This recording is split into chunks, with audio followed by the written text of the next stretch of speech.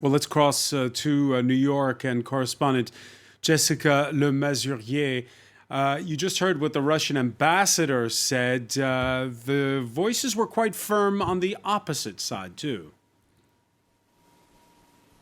That's right. We heard two competing narratives at this UN Security Council meeting, which went ahead despite Russian objections, with both sides, the US and Russia, accusing each other of being the aggressor when it comes to Ukraine.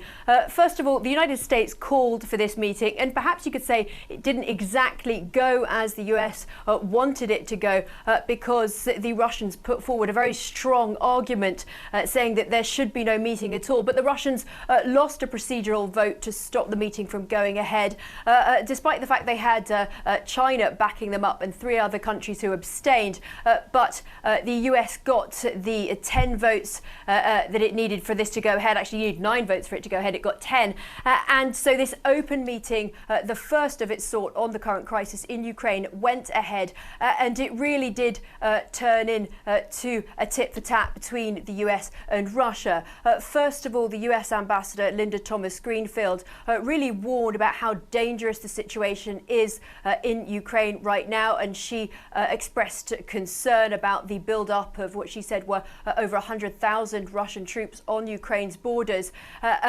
So she really sounded the alarm and drew attention to the fact that it's really the Ukrainian people who will suffer if there is a war, if there is aggression from Russia, painting a clear picture that Russia is the aggressor here, and calling for diplomacy and for a diplomatic path forward. But then the Russian ambassador spoke, saying, no, it's not that at all. It is the West that is whipping up anxiety and alarm and trying to provoke a war here. And he really spoke for a long time and made such a forceful argument that Linda Thomas-Greenfield then had to speak again to counter what she said was a false narrative, and emphasized that diplomacy is the way forward, and that the United States it is not trying to do anything aggressive. It is simply sounding the alarm and saying that really diplomacy has to be the path forward right now. And so you have this crossing of swords in public at the UN Security Council, while there's preparations for a private phone call on Tuesday between the Russian foreign minister and the US Secretary of State.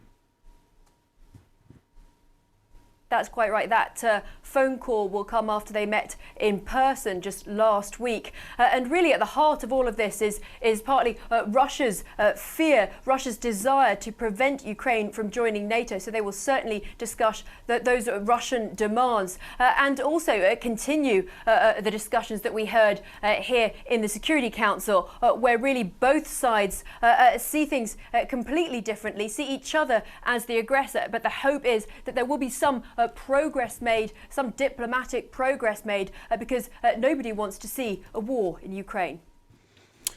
All right, many thanks. Jessica Le Masurier reporting live there from the UN in New York City.